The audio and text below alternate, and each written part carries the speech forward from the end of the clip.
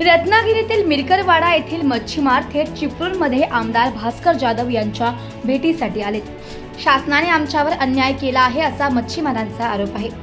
मासळी सुकवण्याची आणि साठवणूक करण्याची आमची जागा उद्ध्वस्त करण्यात आली, त्यामुळे आमच्या पिढ्यानपिढ्यांचा धंदा बंद पडलाय, अशी व्यथा त्यांनी मांडली। भास्कर जाधव यांनी मच्छीमारांचं ऐकून घेतले आणि मी तुम्हाला न्याय मिळवून देतो असा शब्द दिलाय। असं आहे की मच्छीमारांकरता आणि कोकणातल्या आर्थिक उन्नती करता पर्यटन, फळबागा आणि मत्स्य व्यवसाय याला सातत्यानं प्राधान्य मिळालं पाहिजे। सरकारनं त्यांना राजाश्रय दिला पाहिजे, सरकारनं त्यांना खूप आर्थिक मदत केली पाहिजे, अशा प्रकारची मागणी माझी सातत्यानं असते। आणि या मागणीबरोबर त्यांच्या ज्या काही मूलभूत अडचणी असतात त्या अडचणी मी नेहमी मांडत असतो। आणि ह्या मांडत असताना मी कधीच कोणाचा पक्ष बघितला नाही, पंथ बघितला नाही, जात बघितली नाही, धर्म बघितला नाही। माझं कोकण एवढाच विचार माझ्या डोक्यात कायम असतो। आणि अशाच पद्धतीनं माझ्यासारखे एक सामाजिक सेवा करणारे माझे मित्र अनिरुद्ध कांबळीजी असतील किंवा आमच्या आगाशे मॅडम असतील आणि त्यांचे काही सहकारी आहेत, हे देखील मंडळी अशाच पद्धतीनं सामाजिक सेवा करत असतात, लोकांच्या न्याय हक्काकरता भांडत असतात। आणि म्हणून आज रत्नागिरीमध्ये ह्या सगळ्या ज्या महिला भगिनी आल्या आहेत, ह्या सगळ्या रत्नागिरीमधल्या आहेत। मिरकरवाडा असेल, मीराबंदर असेल, या बंदरावरच्या महिला आहेत। निव्वळ जरी मिरकरवाडा असला तरी सुद्धा सगळ्या मच्छीमारांची दुःख एकच आहेत की वर्षानुवर्ष ही मंडळी त्या बंदरावर आपला पोटा पाण्याचा उदरनिर्वाह मासेमारीचा काम करते।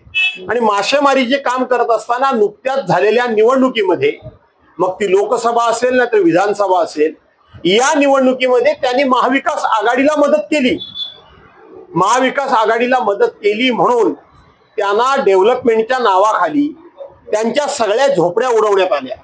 ते ज्या ठिकाणी मासे सुकत घालतात त्या जागा ताब्यात घेण्यात आल्या, त्यांना तिथे मच्छी विक्री करण्याकरता बंदी करण्यात आली।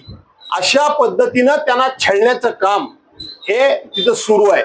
आणि म्हणून त्यांनी तिथल्या पद्धतीपर्यंत स्थानिक लोकप्रतिनिधींच्याकडे जाऊन आपली कैफियत मांडली, अधिकाऱ्यांच्याकडे आपली कैफियत मांडली। परंतु अधिकारी आजकाल हे राज्यकर्त्यांचे जवळजवळ बटीकच झालेले आहेत आणि राज्यकर्ते प्रत्येक गोष्ट ही मताकडे बघून करतात।